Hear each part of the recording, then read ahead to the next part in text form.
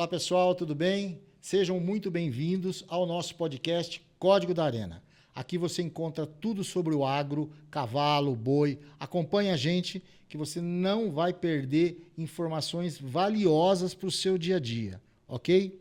Pessoal, hoje nós temos o prazer de estar aqui com o Dr. Lucas Garcia.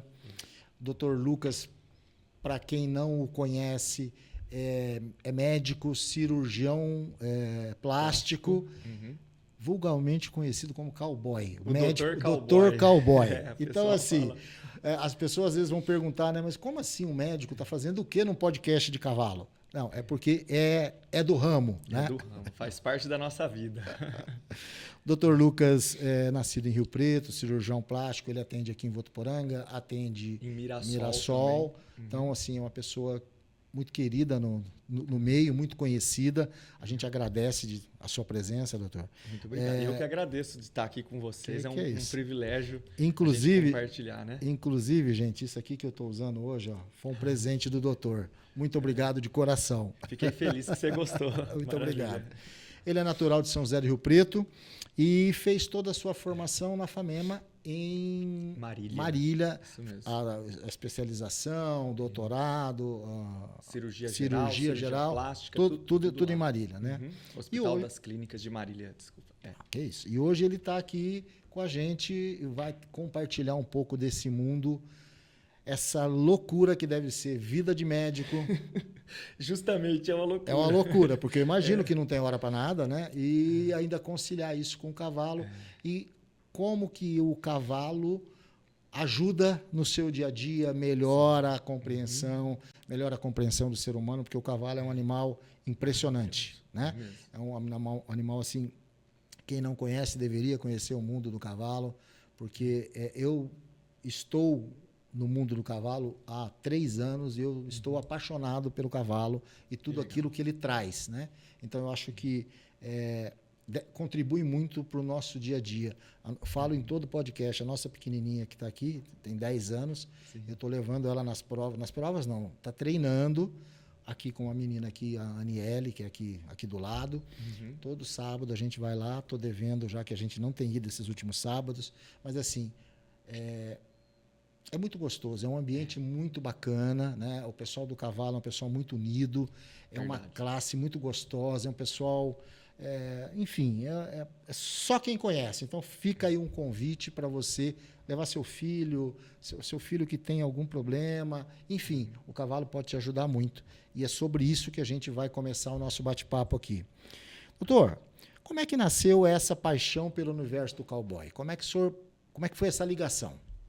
Que legal, né? É interessante essa pergunta, porque eu nasci em São José do Rio Preto, mas a minha infância inteira foi na cidade de Sebastianópolis do Sul, que é aqui do lado. E sempre foi muito ligada à parte rural, né? Porque ali cidade pequena, todo mundo gosta de festa do peão, de rodeio e etc. Mas aí eu pensava assim, né? Um dia eu vou conseguir ter para mim um cavalo, né? Porque eu já achava bonito, mas não tinha condição na época de ter, né? E quando eu já médico, tive a oportunidade de comprar meu primeiro cavalo e comecei a montar, a paixão foi enraizando no coração. Mas foi mesmo na época da pandemia que eu mudei completamente a minha mente e passei a ser quem eu realmente gosto de ser. Que legal. Que é cowboy. Você vê que a pandemia também foi um divisor de águas para muita gente. Foi né? mesmo. Para a gente também. Eu estou aqui hoje falando, mas eu sempre, até antes da pandemia, eu ficava atrás das câmeras. Né? A minha profissão, cinegrafista, fotógrafo, essa é a minha profissão. Sim. Chegou a pandemia, cadê os clientes? Todo mundo fechou, eu fui obrigado a ir para o vídeo e começar a dar a cara. Né? Então, assim, muita gente, muitos amigos, eu perdi muitos amigos, muitas pessoas. Nossa, assim, né? Foi uma fase muito difícil da humanidade como um todo. Foi mesmo. Mas e a gente teve que se readaptar à nova condição de vida que ela fez com que a gente passasse a ter, né? E sim, sem dúvida. E assim, isso prova, o que mostra isso é que mesmo atrás das piores tragédias existem transformações e coisas boas, né? Às vezes Com certeza. a vida nos empurra, né? De alguma forma, e como a gente às vezes não está muito ligado, ela empurra muita gente para falar assim, presta atenção que vocês estão... Né? Verdade. Então eu acho que é isso. Então faz uns 5 para 6 anos que eu decidi mesmo assim, não me importar com o que os outros vão pensar e ser quem eu gosto de ser. Até a ponto assim, de eu sair do hospital, colocar o chapéu na cabeça, seja para ir tomar um café, almoçar, qualquer lugar. Vai de vou chapéu. De chapéu e tudo mais. Seja feliz. A gente tem algumas perguntas nesse sentido. Legal. Doutor, em algum momento da sua vida precisou escolher entre um estilo ou outro? Uma parte o senhor já acabou de responder, mas assim, existe algum momento, teve alguma... não, aqui eu sou médico, aqui eu sou peão, enfim, em algum momento nessa trajetória? Sim. Eu lembro que quando eu me formei e eu comprei meu primeiro cavalo, eu estava em Marília ainda, e eu passei para ser cirurgião geral antes de cirurgião plástico. Então, eu ia montar cavalo geralmente no final de semana e durante a semana, em nenhum momento eu podia ser cowboy, porque eu estava lá no hospital e como residente a gente tem chefes, né? Entendi. E na cirurgia plástica, muito mais intenso aí, porque os meus chefes eram muito exigentes. Era traje social, bem passado, eu não podia ter nenhuma golinha amassada que fazia voltar em casa a trocar, porque tinha que estar com garbo e elegância. Sim, meu professor falava desse jeito.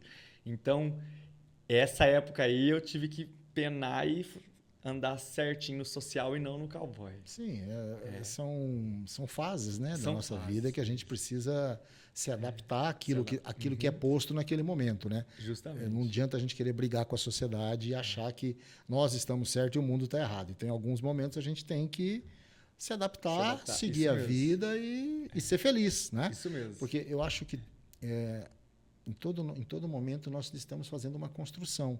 Então a gente vai juntando esse lado social e juntando depois esse lado de cowboy. E em algum momento isso vai por si só florescer aquilo que a gente mais gosta, né? É verdade. Eu tenho certeza que o doutor conhece o Dr. Cowboy Bruno dos Estados Unidos. Conheço, do Instagram. Eu vi no Instagram dele esses dias e eu me identifiquei demais com o doutor. Eu falei assim, olha aqui, deixou tudo, mora no Texas, assim, imagino que assim, extremamente feliz. O depoimento dele é um depoimento de quem está completo e realizado. Verdade. Ele mesmo disse lá, eu me encontrei nessa nova oportunidade que Deus me deu, né, para lidar com as pessoas, né? Sem dúvida, sem dúvida. Interessante isso, maravilhoso. Doutor, a pergunta agora é um pouco pessoal.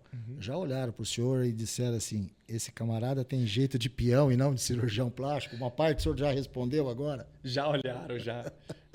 Já teve, na primeira consulta, né, já teve até marido de paciente que vem, né? Ele falou assim, mas escuta... Você é fazendeiro, você é agrônomo, o que você é? Aí eu falei, não, aqui eu tô de cirurgião plástico, só não tô com o chapéu na cabeça por respeito ao momento, mas se não... Porque aí a gente fala até brincando, você pode ficar tranquilo que não é o meu traje que vai ditar o meu profissionalismo. Sem né? dúvida. Eu vi umas fotos do doutor... Mas o pessoal fala mesmo. Eu vi umas fotos do doutor no consultório de Mirassol, tapete de vaca, achei aquilo lindo, assim... Assume, tá tudo certo. E eu te convido a tomar um café no daqui. Daqui eu não conheço. Muito country, estilo a sua sala aqui, ó. O tapete de couro de vaca, coloquei os troféus da BQM. Que legal. A hora que você entra na minha sala, não parece que você tá num consultório, parece que você tá numa sala de casa. Que aí é pra pessoa se sentir à vontade. Relaxar, tirar a pressão, porque quem chega no médico já tá tensionado, né? Com certeza, isso mesmo. É um momento que a gente vai ter, assim, agradável. Sem dúvida, sem dúvida. E é legal isso, muito bom. E vamos seguindo aí na história do Bruno. Se o doutor precisasse escolher hoje entre uma coisa e outra, claro que tem vários aspectos financeiros, a realidade americana é um pouco diferente da nossa, aliás, muito diferente da nossa. Mas assim, se fosse por escolha pessoal, ficava com qual? Só pode ficar com uma, não pode ter duas. Isso é difícil, né? Nossa, essa pergunta é de rachar, hein? Eu acho que se Deus olhasse para mim e falar, vou te dar só uma escolha, o que você seria? Médico ou cowboy?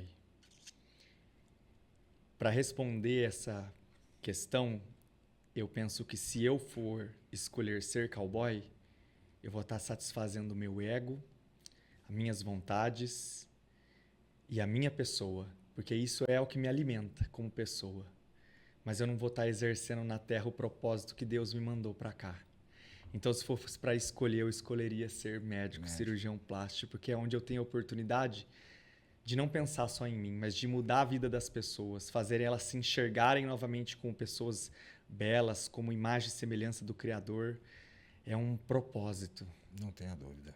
E é ali que eu me encontro. Não tenha dúvida. E é dali que sai o que eu posso ser, né? Mas é a parte cowboy que me alimenta como homem para sempre estar feliz lá. Porque na vida da gente não é só maré de alegria. Tem Sim. momentos de dificuldade. Mesmo cumprindo o propósito de Deus para nossas vidas.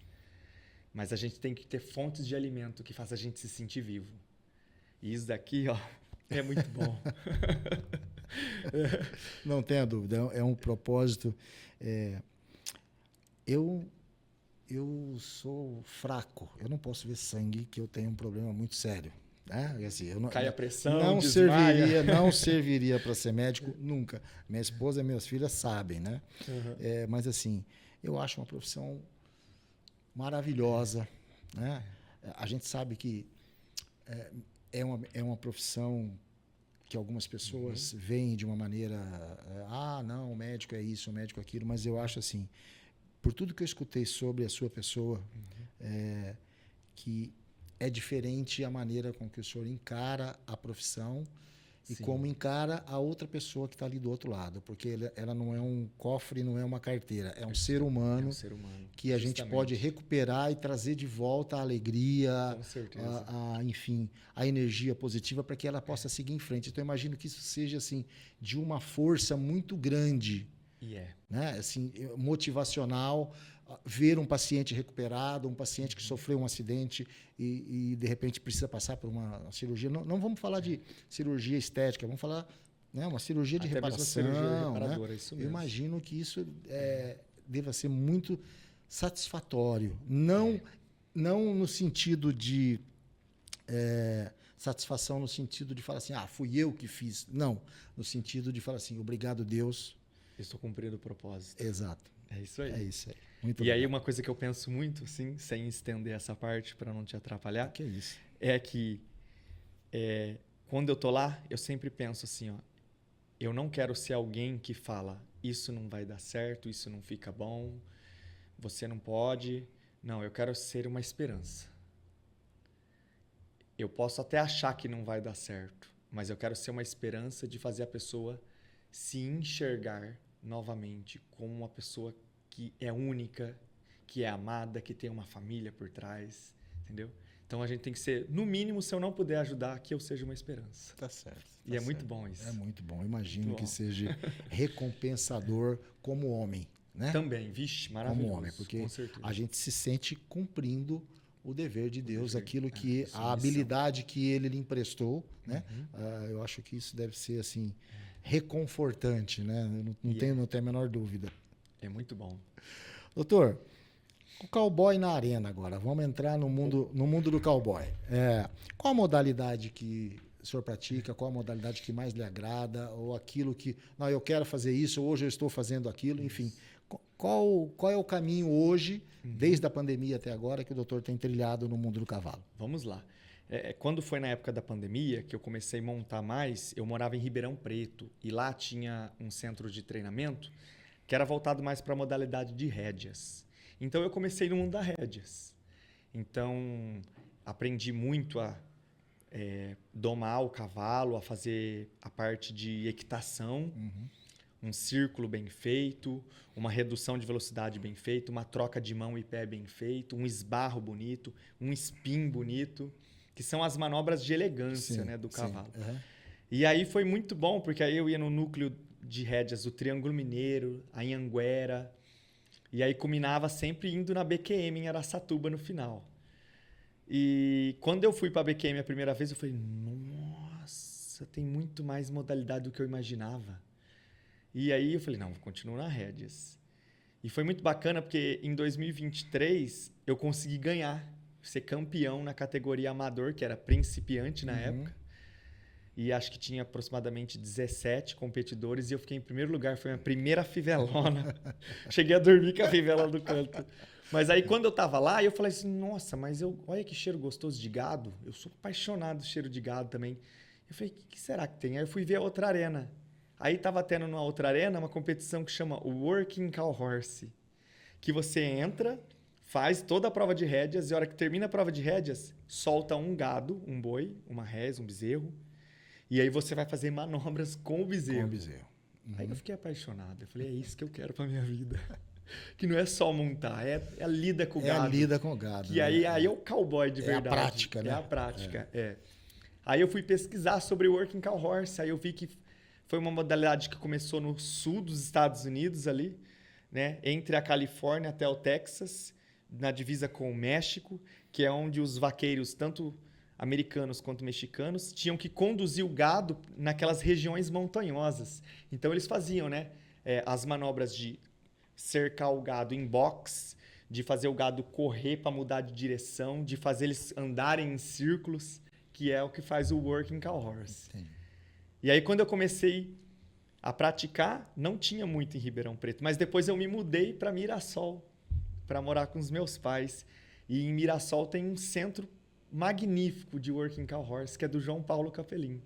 Eu não conheço. Não é porque eu conheço o Everton, o periquito, não é ele? O Everton Periquito é laçador. Aí o centro dele é de laço de pé. Isso. E o João Paulo Capelin é do Working Cow Horse. Entendi. E aí eu levei meus cavalos para lá e começamos lá e... Nossa, é a modalidade que mora no meu coração.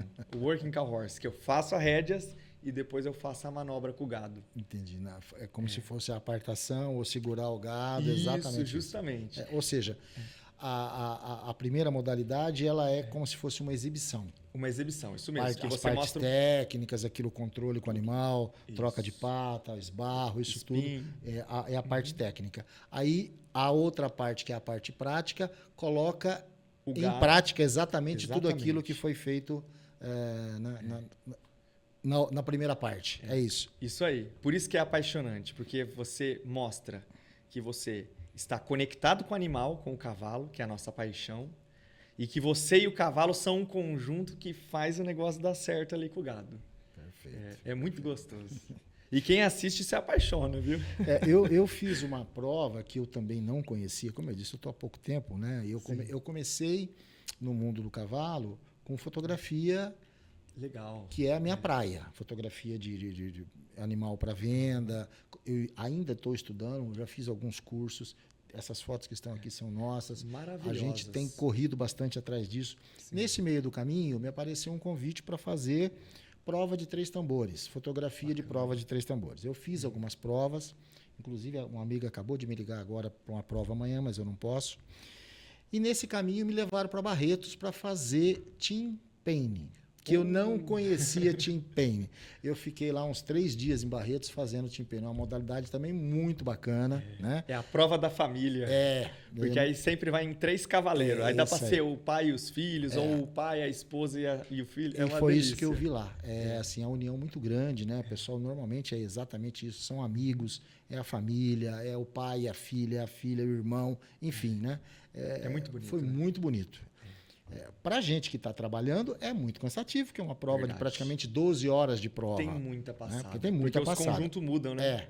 Deixa eu ir com vocês. Mas está tudo certo, faz parte. Então, assim, me apaixonei, achei muito bacana. Na nossa região a gente tem, mas não tem tanto. Verdade, não tem muito. Não tem muita coisa aqui na nossa região. Então, a nossa região é muito do laço, né? É muito do team roping, né? O que a gente escuta aqui é o laço e o 3 tambor. E o 3 tambor. Que é o que move aqui, né, a nossa região. Verdade. E agora o Working Cow Horse, que está lá em Mirassol, que se a gente for ver os centros grandes de Working Cow Horse no Brasil, né, é Avaré, Limeira, Mirassol e Araçatuba. Eu acho que a tendência é que todas as modalidades de cavalo, elas vão crescendo, não só na nossa região, mas né, assim, de uma maneira geral, como um todo. Porque há pouco tempo atrás a gente ouvia falar muito pouco dessas outras modalidades, quase nada. Inclusive, o três tambores é uma modalidade que, na minha época, que eu sou de Fernandópolis, a gente ia na exposição, era só peão, era só cavalo e boi, não tinha outras modalidades, né? Então, assim, aí ver o três tambor, é muito forte na nossa região o três tambor. Tem muita gente. Tem muita gente. Né? Então, eu acho que isso vai devagar, vai disseminando. Porque, de qualquer forma, não é um esporte barato, né? Manter cavalo não é exatamente econômico, vamos dizer assim. Econômico, assim, é um custo. Tem um custo. A gente não adianta falar porque existe uma estrutura. Tem que cuidar do animal bem, né? Tem que cuidar, senão, porque é um atleta de alta performance. Com certeza. Né? Então, ele exige um tratamento de alta performance. Justamente. Não adianta a gente pegar um cavalo e deixar ele de qualquer jeito, né? Eu acho que... Justamente. Aí, Everton, uma coisa que é interessante, que a gente que é apaixonado pelo cavalo, o cavalo, na minha opinião, assim, que eu sou apaixonado por quarto de milha. O quarto de milha é o responsável pela disseminação dessas modalidades. Sim, sem dúvida. Porque ele é tão versátil. Um quarto de milha, assim, de uma genética bacana, que consegue encaixar num team roping, dá para fazer um team penning, dá para fazer um workhorse, dá para ir no tambor, ele é muito versátil. Então, o cavalo é a razão de ter surgido tantas modalidades. Sem dúvida. Se a gente pensar nas outras raças, a gente quase não escuta falar, mas escuta falar menos. Menos, com né? certeza. Claro que existem os criadores aí de manga larga, de crioulo, enfim, das outras raças, mas na nossa região especificamente, o que a gente mais vê é o quarto de milha. Né? Verdade, muito forte. É muito forte na nossa região. Muito mesmo. Doutor, quantos cavalos o senhor tem hoje? Seguindo nessa linha. Essa pergunta é bacana. Vamos lá. Eu tô com 5 cavalos atualmente. Eu tenho um cavalo assim que eu gosto muito, que é o Gunnerolina, que é um cavalo filho do Gunner Boy. O Gunner Boy é um cavalo que o Jefferson Abud, de Avaré, lançou, que é um cavalo de rédeas fantástico. E o Gunnerolina, ele é o Gunner Boy em descendência materna Doc Olena, que é de gado. Então ele mistura rédeas com boi, que é o que eu preciso no Working Cow Horse. Entendi. E é um cavalo lindo, alazão, com uma entradinha branca na frente, muito bonito. Eu tô com outro que é um Country a Play. O Country a Play é um cavalo que eu comprei em troca de uma cirurgia com um amigo meu. Ó os rolos lá se encaixando. E é um cavalo muito bom também de lida do gado. Aí, com esses dois, eu faço competição na categoria Amador Sênior. Mas tem a categoria Amador Júnior, que são cavalos mais jovens, de 3 a 5 anos, que esses cavalos têm 6 e 7 anos. Aí eu tenho um potro, que é Dual Inha Blue Boom, que ele é para eu correr no Amador Júnior. Né? E é maravilhoso também. E eu também tenho um outro potro, que foi uma bênção de Deus aparecer na minha vida. Ele veio como um presente. É um potro que ele é rosílio de negro. É a coisa mais linda do mundo. Você olha de longe, ele é acinzentado assim, ó. Aí conforme a luz que bate nele, ele é negro. Conforme a luz, ele é mais claro, tordilho. É lindo. E ele chama Hash Blue Tag. Ele é filho do Hashtag, que vem de Highbrow Cat, Metallic Cat, o cavalo que apareceu no Yellowstone. Sim. Numa mãe Pepto Busmal, que é para lida de gado, fantástico. Ele é fechado no boi. E aí ele está sendo domado para potro do futuro do ano que vem. E aí, graças a Deus, como eu estou conseguindo melhorar nas apresentações e ganhar, ano que vem eu quero ir participar do Potro do Futuro com o Amador. É muito top. Que é muito top. É muito top. Vai ser até a realização de uma conquista pessoal isso, né? O Potro do Futuro é uma competição que ela gera uma credibilidade muito grande, né? Ela gera uma vitrine muito grande, tanto para o animal quanto para o cavaleiro, né? Então, assim, eu acho que é uma coroação de um trabalho. Justamente. Né? Isso mesmo. Penso que é dessa forma. Então, são esses 4 cavalos, né? E veio o 5º agora. Eu tava com uma égua que chama Danit Chrome Again, que ela é Gunner Danit Again, é rédeas. E eu vendi ela no leilão Hard Hopper semana passada. Foi embora, fiquei com o coração, falei, meu Deus, porque ela era muito bonita. Inclusive é a égua que tem o quadro que eu estou montado nela no meu consultório. Ela é baia do rostinho branco, das 4 patinhas abertas branca, uma docilidade incrível. Mas ela já está indo para os 7, 8 anos e está na hora dela exercer a função dela, que é ser matriz. Porque o Gunner Danit Again é um garanhão fantástico e ela vai ser fazer inúmeros filhotes, assim, coisa mais linda do mundo e bom de lida, né? E aí, para substituir ela, tem um amigo meu que ele mandou uma mensagem, falou assim, olha, eu tô com um cavalo especial aqui e eu queria vender para você, porque eu sei que você vai cuidar dele igual eu cuido. Que ele já me conhecia de Ribeirão Preto. Aí eu falei assim, depende. Ele compra para me ajudar. Eu falei, eu compro. Só que como tem que parcelar, né? Porque é o filho, né, do cavalo do momento. E veio parar na minha mão.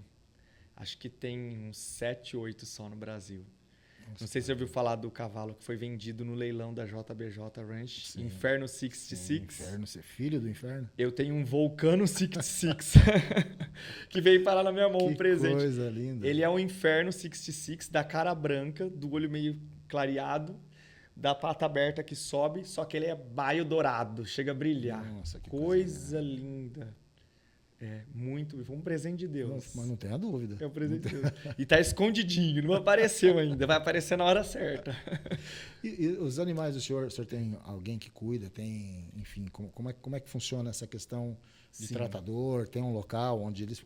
Claro, tem um local, mas assim, doutor que vai ou tem alguém cuidando? Isso. Tem alguém cuidando, né? Como a minha rotina de médico é uma rotina que exige muito de mim, então, eu tenho o apoio do João Paulo Capelin, que é o dono do centro de treinamento. É ele que cuida para mim, ele que monta todo dia os meus cavalos, para a hora que eu chegar lá a montar, eles estarem sempre na mão, sempre mais dóceis. Sim, sem dúvida. E aí lá o centro é maravilhoso. Todo o tratamento, assim, as baias, né? A troca da parte da fuligem das baias, a manutenção da ração, as vacinas, a parte do feno, é eles que cuidam tudo para mim. A gente também começou agora com aveia para cavalo. Além dos bichos ficar lindo, bruto, o pelo brilha. O pelo fica maravilhoso. Fica maravilhoso. E o custo-benefício é bom, porque é mais barato. Então, ele que cuida, e cuida assim com o maior carinho. Mas eu também sou muito, assim, carentão em relação aos cavalos. Eu gosto de ir lá. Se eu não for lá, eu não exerci minha parte. Aí toda vez que eu vou lá, eu pego, limpo o casco, dou uma passadinha de mão, dou aquela limpadinha, dou banho, né? E aí eu escolho qual que vai ser o que vai tomar o banho gostoso e qual vai ser o que vão treinar e vai suar. E é muito bom isso. E é lá que o senhor vai, então, para treinar. Os cavalos ficam lá em Mirassol. Vai lá em Mirassol para treinar. Em Mirassol mesmo. Era a próxima pergunta aqui da nossa... Já foi respondido. Não tem problema algum. Que bacana. Qual foi a maior emoção que o doutor já viveu dentro da arena? Nossa, essa pergunta é boa. Olha, eu acredito que foi o ano passado.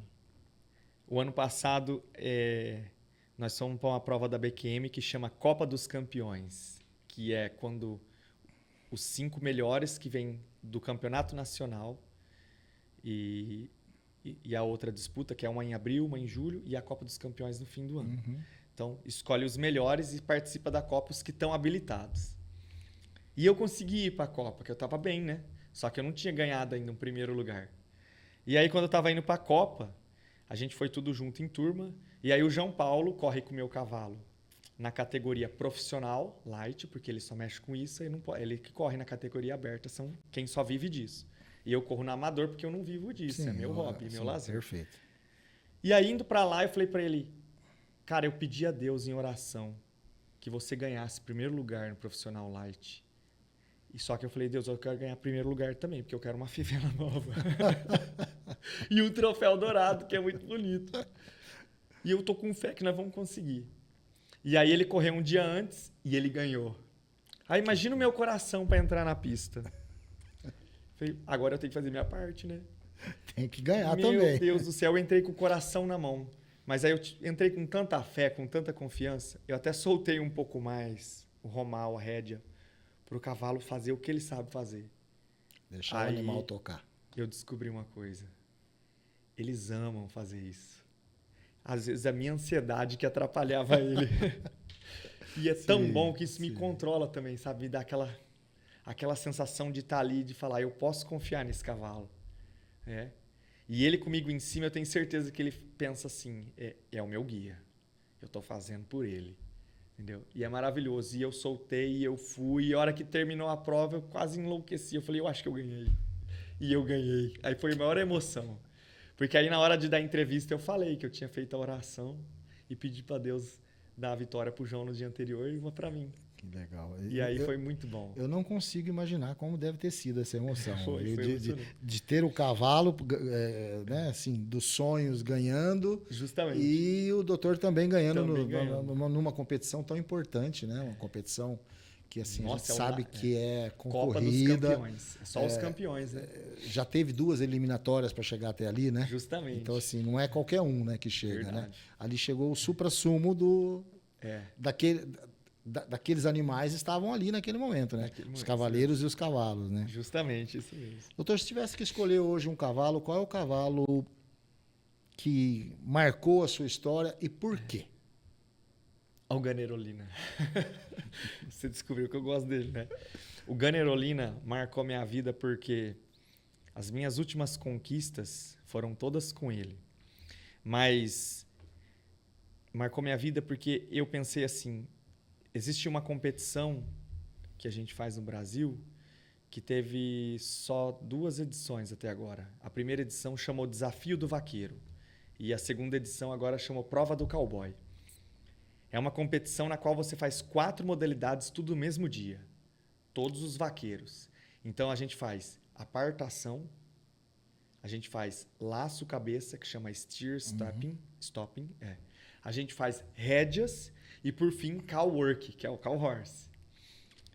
E o Ganerolina é um cavalo que eu sou apaixonado dele porque ele é muito forte, muito bruto lá dentro, mas a hora que não tá lá dentro, ele parece que é uma mansidão, assim, ó. E é o cavalo que a hora que eu chego lá no Aras, às vezes estressado, cansado, às vezes a hora que eu tô colocando a parte da caneleira nele, ele abaixa e encosta no mim, assim, uma coisa de louco. Eu falei assim, parece que ele entende que eu tava precisando daquilo naquele momento. Mas não tenha dúvida que entende. E é demais. E aí toda vez que eu relo nele, ele tá quente, assim, ó, parece que ele tá vibrando junto. Então, Ganerolina marcou minha vida. Porque além de ele trazer as vitórias, eu sinto, a gente sente. E ele sente também. Sim, a vibração. E quando eu posto, às vezes, stories no Instagram com ele, o pessoal fala, nossa, que foto linda, porque tá encostado. É demais. O cavalo ele sente a nossa vibração a 2, 3, 4 metros de distância, né? É assim... Imagino que é uma conexão, né? Como o doutor disse na competição, que chegou a soltar um pouco a rédea e praticamente o animal entendeu aquilo que ele tinha que fazer. E tipo assim, não me limita que eu vou fazer aquilo que eu vim aqui para fazer, né? Justamente. É uma conexão maravilhosa. É incrível. E aí, como que eu chego nessa conclusão, que é ali que eu mais gosto?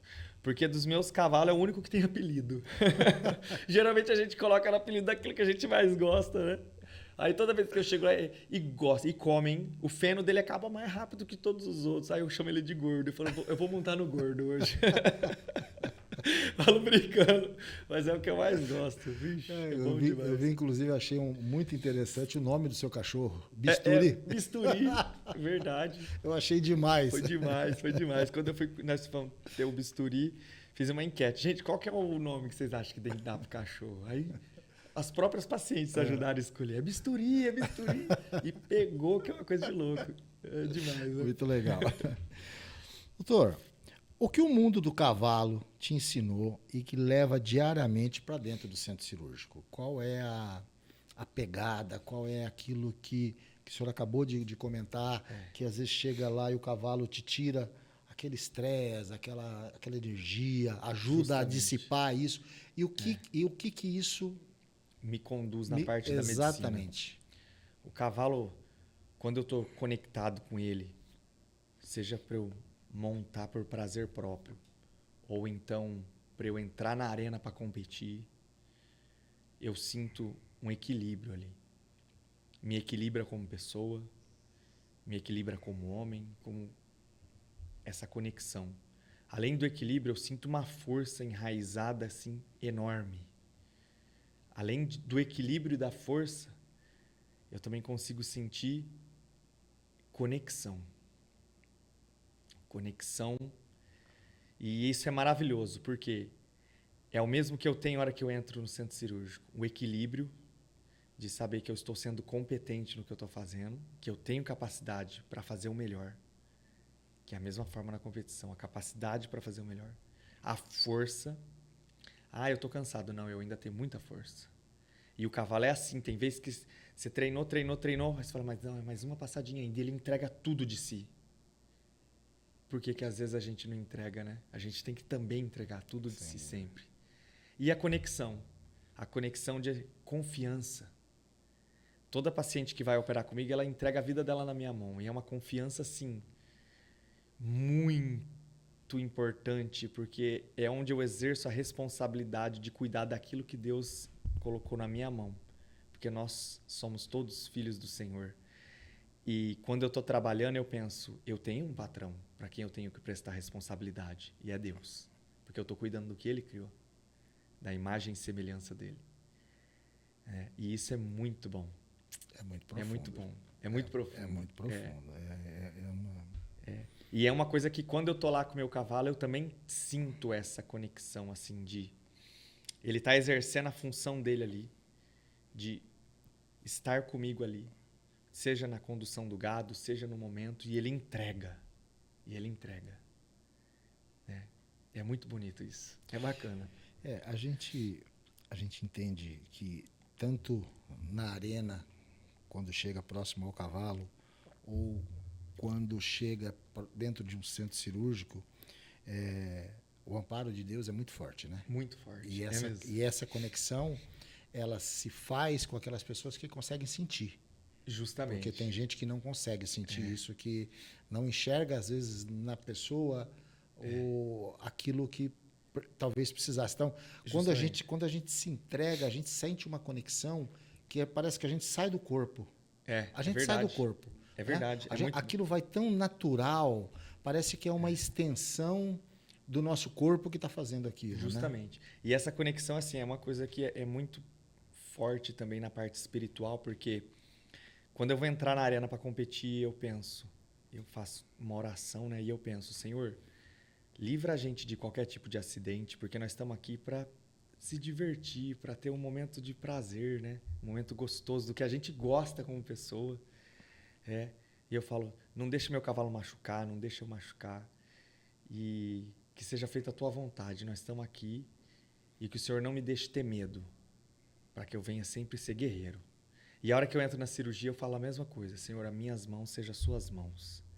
Não permita que eu venha ser algo ruim na vida dessa pessoa, mas que eu venha ser uma bênção que vai transformar ela, para ela ter de volta a autoestima, de volta o que ela tanto sonha em ter, que é a beleza, se enxergar de novo, né? É muito bom. E é isso. Muito bom isso. Muito legal. Uma conexão realmente diferente. Né? Que a gente sente quando a gente se entrega, quando a gente acredita, quando a gente deixa na mão de Deus, e a gente sabe que Ele nos conduz e confia. Melhor. Exatamente. E confiança. Confiança é incrível, é isso mesmo. O doutor já falou um pouquinho sobre isso, mas qual foi a maior emoção que viveu dentro da arena? Eu acho que essa pergunta já está respondida. Já está respondida, que foi da Copa dos Campeões, que ganhamos junto. Tá. Existe algum objetivo ou sonho que ainda deseja realizar dentro do universo das competições? Estamos aqui falando, talvez, do Potro do Futuro, que o doutor vai preparar com esse animal que acabou de falar? Existe. Eu acho que tem 2 sonhos que eu tenho. Um deles seria ganhar Potro do Futuro na categoria amador, que é a minha categoria. Porque, nossa, aí mostra que eu sou cavaleiro mesmo. Porque você montar o potro, que é um animal novo, você tem que ter muita destreza, né? E ganhar. E o Potro do Futuro é uma coisa que vai muita gente. Então, é muito concorrido, né? Então, esse é um dos sonhos. O meu outro sonho seria ganhar as 3 partes da BQM. Tanto o campeonato nacional... A parte, geralmente como que é? Campeonato nacional, depois tem um campeonato do meio do ano e depois tem a Copa dos Campeões. E aí quem ganha todos eles e soma a maior pontuação, leva um prêmio que chama Awards. E aí ganha um troféu com cara de cavalo, a coisa mais linda do mundo. Então esses 2 sonhos eu acho que eu tenho no coração. Se Deus quiser, vai dar tudo certo. Amém. Vai conseguir. Lutamos para isso, né? Vamos falar um pouquinho agora sobre a jornada dentro do centro cirúrgico. Opa, vamos falar. Quando percebeu que queria ser médico? Era um sonho? Era uma... Ou foi a vida empurrou no sentido de oportunidades, enfim. Quando que o doutor entendeu isso? Eu acho que eu entendi isso quando eu era adolescente. Como eu morava em Sebastianópolis do Sul, a gente precisava ir no médico, era no posto de saúde. E aí, toda vez que eu ia no médico, então a minha mãe falava, toma banho, me colocava uma roupa bonita, ia cheiroso, e chegava lá, aquele cheiro gostoso de lugar limpo, né? Geladinho, consultório. E eu olhava aquele ser de branco lá, que cuidava das pessoas, que ajudava as pessoas. Eu falei, meu Deus, que legal isso. Nossa, seria muito bom um dia ser igual a esse doutor. E era uma coisa assim que a gente admirava, sabe? Sim, sem dúvida. E aí fui crescendo e sempre com muito respeito, né? E que isso nunca venha se perder, que as pessoas nunca percam o respeito, porque na medicina a função nossa é ajudar. E a gente foi crescendo e eu fiz um teste vocacional quando eu estava no primeiro colegial, lá na Gentila Guizipinati, estadual de Sebastianópolis. E aí veio lá, a psicóloga falou assim, eu acho que você deveria ser médico, porque saiu tudo aqui que você gosta de ajudar as pessoas. Aí eu falei, nossa, era tudo que eu queria ouvir. E nessa época pesava muito o teste ainda, né? Vocacional pesava muito, né? É uma coisa bacana de menino, fazer. vai lá fazer, que depois eu quero ver o que vai sair. Vai sair. O pai e a mãe da gente ficava desse jeito, né? E aí, geralmente, da turma, todo mundo queria que sai medicina, sai medicina. E eu lembro que o meu saiu, eu fiquei muito feliz. E não era todo mundo que saía, né? Eu, por exemplo, admiro muito a profissão, mas jamais faria medicina. Sim. E você falou por causa da questão do sangue, né? Eu tenho um problema com o sangue. Quando eu entrei para ser médico, a primeira vez que eu entrei no centro cirúrgico, que eu vi aquilo lá, eu falei assim, meu Deus, é esse daqui que eu quero fazer. Eu gosto demais. É o ambiente que você sente ali, né? Vivo. É como a gente estava falando agora há pouco, é uma conexão, né? Eu trabalho com fotografia, minha fotografia sempre foi publicitária. Há muitos anos. Não vou falar porque senão as pessoas vão descobrir quantos anos a gente tem. Né? Então, há muitos anos. E eu sempre trabalhei com muito fotografia de imóveis aqui na nossa região e tal. Numa época que a gente não tinha digital. Sim. Que a gente tinha que saber fazer a foto, mandar revelar para ver como é que tinha ficado. Era a raiz. Época raiz. E quando eu estava fotografando, eu tinha um estúdio, então tinha uns meninos que trabalhavam com a gente. Eu subia na câmera, normalmente fazia do alto um pouquinho, e eu conversava comigo mesmo. Não, acho que aqui eu tenho que usar isso. Aí abria um canal. Sim. Abria um canal que falava assim, não faz assim, não, vamos fazer assim. Até hoje, eu sinto essa conexão quando eu estou trabalhando, que é uma conexão espiritual. Sim. Ela não é... Porque, assim, as coisas vêm... É um influxo tão forte que aquilo não é meu. Justamente. Aquilo não é meu. É dom, e o dom vem de Deus. Exatamente. Então, assim, eu entendo exatamente o que o doutor está dizendo. Então, assim... É muito bacana muito, isso, né? É muito forte, é muito realizador, né? Eu também fazia faculdade de Direito em São José, em Araçatuba, quando abriu a faculdade de Publicidade em Rio Preto, a Unilago, e eu larguei tudo para fazer... Nossa, minha mãe vai escutar isso uma hora, meu pai já não está mais aqui, mas escutei um monte. Eu falei, é isso que eu quero. Eu parei a faculdade de Direito, uma faculdade séria, uma faculdade que eu tenho muita facilidade com lei, sempre tive, e fui fazer publicidade, porque é uma coisa que eu me identificava. Sim. Né? Então, mas foi uma guerra em casa, viu? Vou dizer imagino. Que não foi fácil, viu? Doutor, durante a faculdade e a residência, qual o maior desafio que o doutor enfrentou? Porque a gente sabe que não é fácil, né? A vida de estudante são muitos anos, são muitos intempéries, é tudo muito caro, apesar de ser uma faculdade estadual. Existem mas tinha os livros, né? Muita coisa pesada, né? Ficar longe de casa, enfim. Qual foi o momento, assim, as dificuldades ou a dificuldade que mais marcou nessa época? Olha, essa pergunta é forte, hein? Eu acho que a maior dificuldade, o maior desafio que eu enfrentei nessa época foi quando eu passei para ser cirurgião geral. E aí eu comecei sendo residente, e como residente a carga horária é muito grande, porque é a gente que toca o hospital. E o Hospital das Clínicas drenava mais de 40 municípios para Marília. Então era cirurgia cedo, tarde e noite. E a gente, residente da cirurgia, a gente entra em todas as especialidades. E nessa época eu tinha uma namorada e ela engravidou. E aí quando o nosso filho nasceu, a gente não deu certo, separou. E aí, além de eu ter que exercer toda a minha parte de residente, de aprender a ser cirurgião, o pouquinho tempo que eu tinha, eu tive que dar plantão fora para pagar pensão alimentícia. Porque eu não podia deixar de exercer o meu papel de pai e de homem. Sem dúvida. E o outro pouquinho de tempo que eu tinha, eu tentava ver o meu filho. Então, foi um desafio muito grande. Dá até vergonha de falar, mas eu falo. Já teve vezes que eu fiquei 2, 3 dias sem tomar banho, porque não dava tempo de eu tomar banho. Mas, graças a Deus, eu nunca deixei de estar lá. Nunca deixei de cumprir com o meu dever. Nunca deixei de ser firme. E era incrível. Tinha vezes que eu falava, meu Deus, eu não vou ter o dinheiro. Porque a residência ganha muito pouco, entre aspas. É um salário mínimo.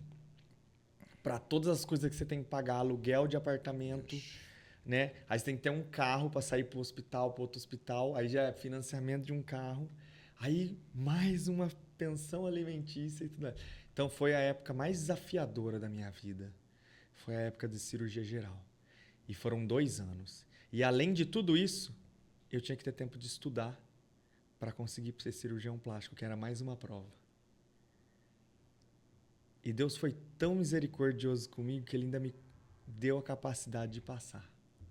E eu não precisei esperar nenhum ano, foi tudo direto. Que maravilha. Que é maravilhoso. Que maravilha.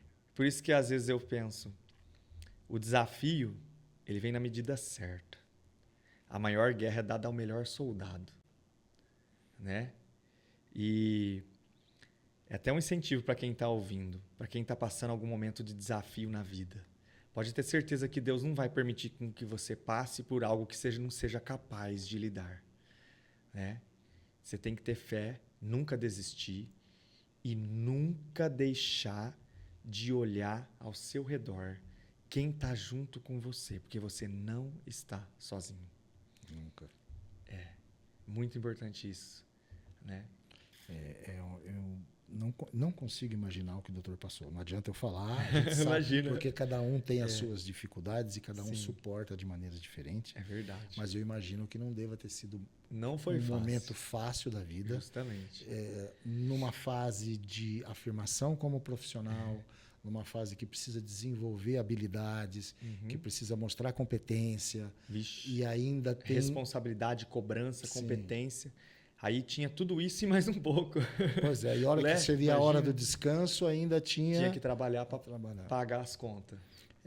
As pessoas, muitas vezes, olham aí, né, falam assim, olha a casa, olha o carro que ele tem, mas não vê a história que foi para construir aquilo, né? Aqui. Verdade. Às vezes as pessoas acham que cortando o caminho consegue fazer. Não consegue. Não né? consegue. Não tem jeito.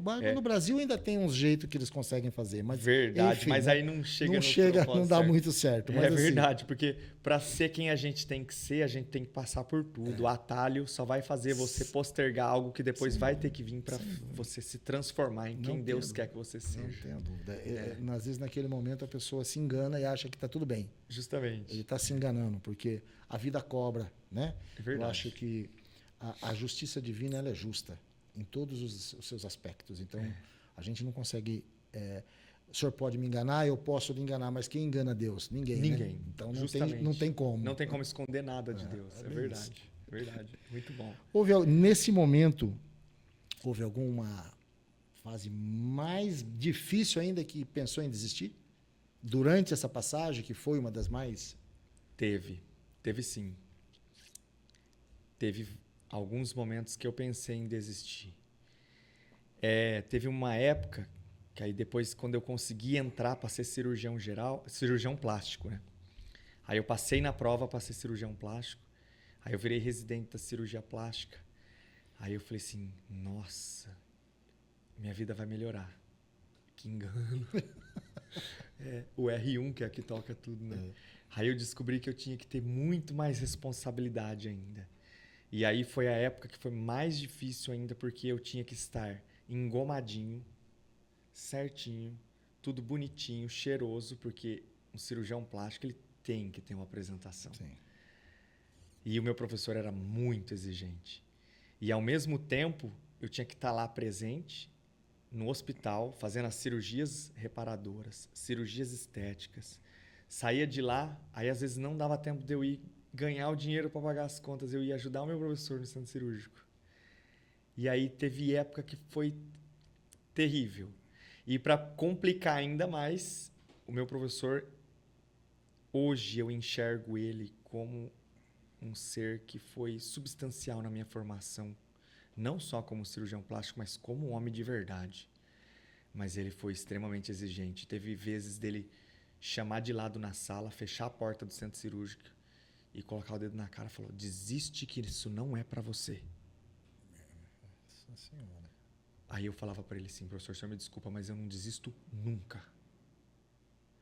Ele falava, e aí, nossa, você chegava em casa destruído, mas por que se ele tá falando isso? Será que eu realmente não sou bom? Você se questionava, sabe? E aí passava um tempo, ele chegava, foi só um teste, para ver até onde você consegue suportar. E tinha algumas pegadinhas, como assim, tipo, falar que aconteceu alguma coisa no meio da cirurgia só para ver como que seria seu estado emocional. Para ver se você iria perder o equilíbrio emocional no meio da cirurgia. Não é fácil. Aí eu pensei algumas vezes em desistir. Eu pensei em falar assim, vou só dar plantão, vou ganhar dinheiro, eu pago minhas contas e ainda vou ter tempo de descansar. Porque isso, nossa, isso não é vida. Mas foi a melhor coisa que eu fiz na minha vida, foi não desistir. Não desistir nunca. Tanto é que tem um livro do Augusto Cury que fala, nunca desista dos seus sonhos. É um livro de autoajuda. Tem gente que fala, livro de autoajuda, é muito bom. É um alimento para a alma. Não tenho dúvida. É uma coisa que você lê gostoso, você fala, nossa, eu estava precisando ler isso hoje. Ou igual as nossas palavras aqui no podcast. Nossa, alguém estava precisando ouvir isso hoje. Então, que a gente continue não desistindo nunca. Não tenha dúvida. Eu acredito nisso também, levo isso. Às vezes a gente tem vontade de desistir. As dificuldades são grandes, né, doutor? Assim, eu vou narrar um pedacinho só. Eu sempre fiz isso, sempre trabalhei com foto e vídeo. Há um tempo atrás, uns 3 anos e pouco atrás, eu me apaixonei por drone agrícola e fui para o mato. Arrumei um sócio, um amigo, é meu amigo até hoje, e fui para o mato. Ficamos 2 anos e meio com a empresa, chegou num ponto que não dava mais para os dois. A gente fez uma opção, eu falei, olha, você fica com a empresa, e enfim. Mas nesse meio tempo, eu tinha vendido todos os meus equipamentos. Eu tinha mais de R$100 mil de câmera, lente, equipamento de gravação, iluminação, microfone, eu vendi tudo. E quando eu desisti da sociedade, porque fui eu que pedi para sair, o drone também tem a entre-safra. São 4, 5 meses de entre-safra. Foi exatamente nesse período. Nossa, ele falou, não, tudo bem. Difícil ainda. Ele falou assim, eu posso te pagar na safra do ano que vem. Tá bom, pode ser. Você me paga na safra do ano que vem. Mas tudo conversado aqui em casa. Minha esposa sabia, quer dizer, só eu e ela que sabia. A gente conversou bastante. Eu não faço nada de momento, né? Sim. E aí eu voltei para casa sem uma câmera, sem uma lente, sem uma iluminação, completamente descapitalizado, porque eu ia receber. Então, assim, é aqueles momentos que a gente fala assim, nossa, eu tenho vontade de desistir, né? E graças a Deus a gente foi perseverando, foi lutando, Deus foi provendo algumas coisas. Hoje, tudo que está aqui e mais os outros equipamentos que estão aí com muita dificuldade, a gente conseguiu recompor os equipamentos, montar tudo de novo. Não devo R$1. Tudo que está aqui é nosso. Tudo que eu não tenho patrocínio. Isso aqui nós fazemos. Né? Não tem uma logomarca aqui para, estou pagando. Não, a gente busca, uma hora vai acontecer. Mas não é nossa prioridade nesse momento. Então, assim, mas quando a gente faz aquilo que a gente gosta, aquilo que a gente ama e aquilo que a gente só sabe fazer aquilo porque aquilo é uma paixão. Sim. Deus provê. Deus provê. Ele me trouxe de volta aonde eu parei e muito mais. Porque se nós estamos aqui hoje nesse bate-papo, foi ele que me trouxe até aqui. Com certeza. Então, não desistir nunca, né? Então, eu acho que isso é Eu sei que o podcast nós estamos aqui para conversar com o entrevistado e não contar a história do entrevistador, mas eu acho que faz parte para colaborar isso. Um compartilhar, até fica arrepiado, ó, dá para ver aí na câmera. Quando a gente compartilha experiência, a gente cresce junto. Sem dúvida. E é isso, a empatia. A gente se coloca no lugar e começa a imaginar. Recomeçar do zero é um desafio muito difícil. Não é para qualquer um, mas quem consegue e não desiste é honrado depois. Mesmo. E como diz o outro, eu já não sou mais criança para começar de novo, né? Justamente. Porque quando a gente está mais novinho, a gente tem uma energia que não acaba mais, né? Verdade. Mas assim, a gente está aí, graças a Deus. Que benção. Eu quero... o dia que eu for, eu quero estar fazendo isso que eu estou fazendo. Se Deus me permitir estar lá e ter energia para estar aqui fazendo Justamente. isso. Então, não quero fazer outra coisa mais. Outro dia me procurou um amigo e falou, não, vamos fazer uma sociedade para isso, para aquilo. Eu falei, eu estou focado, 100% focado no meu negócio.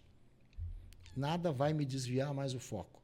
Então, foi uma experiência, valeu como experiência, não tenha dúvida, como homem, como pai, como família, valeu para todos nós. Mas eu entendi que meu negócio é aqui que a gente vai. Então, finca o pé e vamos embora, né? Vamos embora, isso aí, gostei. Qual foi o dia mais difícil da sua carreira? Aquele que chegou em casa e pensou, não sei se quero continuar. O senhor já falou um pedacinho que foi essa história do professor testar, né? Fazer um teste, né? Mas tem um momento difícil, teve um momento assim que pesou mais, além desse que o doutor... Às vezes alguma coisa pessoal e não só profissional que deixou mais preocupado? Teve, né? Eu acho que foi na época de cirurgião geral. Teve um dia que eu pensei, não quero mais continuar. Eu tinha entrado numa cirurgia de Whipple, que é uma duodenopancreatografia. Arranca tudo, câncer. Parte do duodeno, parte do pâncreas. Essa cirurgia aí, eu nem gosto nem de lembrar dela, até o trauma dela. Porque é uma cirurgia muito grande, que demora de 10 a 12 horas. Nossa. Cirurgião oncológico. E aí foi uma cirurgia que eu apanhei pra caramba na cirurgia, não tenho vergonha de falar. Porque eu era residente ainda. E auxiliando o professor. E aí a gente, às vezes, é humilhado, porque a gente está lá para aprender e tem hora que o momento está crítico, um momento de sangramento, um momento ruim. E a gente se sente pressionado ali junto e às vezes você fala, eu não sei o que fazer, eu estou aqui para aprender. E é difícil. E aí essa cirurgia aí marcou e eu não gostei e foi desgastante. Imagina, você não pode sair para beber água, você não pode sair para comer. 10 a 12 horas lá em pé, com atenção total o tempo inteiro e não acaba nunca. Entendeu? Até que uma hora arrancou tudo o câncer. Aí acabou. Aí a hora que acaba, aí você tem que fechar. Aí fecha. Aí o paciente foi para a UTI, aí o professor falou assim, acompanha e fica lá. Aí eu acompanhei e fica aí lá. Aí passou um dia, passou 2 dias, eu falei, gente, eu só queria ir para minha casa. Tomar um banho, comer. Aí o paciente morreu. Nossa. Aí eu falei, eu não sei se eu quero isso para minha vida. Aí eu cheguei na minha casa e falei, eu vou parar com isso. Depois de todo esse tudo. trabalho. Eu falei, não adiantou nada, caramba. É duro, né? Às vezes as pessoas não veem o lado do médico também, né? A gente também é ser humano. Sim. A gente entrega tudo e muitas vezes não vai adiantar. É difícil, não é fácil. E esse dia aí eu pensei. E todos esses acontecimentos foram muito importantes na minha vida. Inclusive esse de falar, não vou aguentar. Porque foi quando eu descobri que se eu fosse cirurgião plástico, eu não ia passar por essa frustração, porque era algo que eu não conseguia carregar. Eu morria junto com os pacientes. Parte de mim morria junto lá. E essa parte é para quem sabe lidar com a morte. Eu não gosto de lidar com a morte. Eu gosto de lidar com a vida. E tem gente que tem muita formação para lidar com a morte e não se impacta. Então, essa pessoa tem a vocação para aquilo. É igual você falou, é a vocação. E eu descobri que a minha vocação era para ver as pessoas restauradas, renovadas, felizes. E aí esse dia aí marcou minha vida. A morte às vezes marca a nossa vida. Não tenha dúvida. É algo muito forte. É assim, eu me emociono de escutar o doutor falando isso, porque a maioria das vezes a gente não entende o lado do médico, a gente como paciente, né? É verdade. Porque às vezes o médico é muito duro, ou às vezes o médico é muito insensível, mas às vezes ele precisa ser porque ele convive, né, todos os dias com aquilo, né? Então, a gente, enquanto paciente, quando perde um ente querido que estava na mão do médico, e às vezes o médico não tem a sensibilidade, não, graças a Deus não aconteceu comigo, é o que a gente vê, né? O médico às vezes não tem a sensibilidade de dar a notícia de uma forma mais suave. E é isso, que às vezes não tem a sensibilidade, porque às vezes a gente como médico está tão sugado, porque a gente deu tudo da gente, não foi o suficiente, a gente está extremamente frustrado, porque a gente não quer deixar ninguém morrer. Claro. E ainda você tem que chegar lá e dar notícia e ainda ver uma situação que é muito desagradável, que é falar para a família e ver todo mundo chorando, e não é legal, né? E aí acho que por isso que alguns médicos se frustram. E você sabe que aonde o cavalo me ajudou nessa parte também? Que eu vejo que às vezes os médicos, alguns, só sabem ser médicos. E quando você só sabe ser médico, você vai cansar de ser médico. Porque é cedo, tarde, noite, em casa, com os filhos. Não. É muito importante que você tenha uma válvula de escape. O cavalo na minha vida é minha válvula de escape. Porque ali eu recupero minha energia para voltar feliz. Porque eu amo ser médico. Entendeu? Só que a hora que eu vejo que eu tô ficando cansado, estressado, que estão me tirando do que eu sou, eu falo, eu preciso parar um pouquinho. Eu preciso ir lá nos meus cavalos. Para recuperar a minha energia.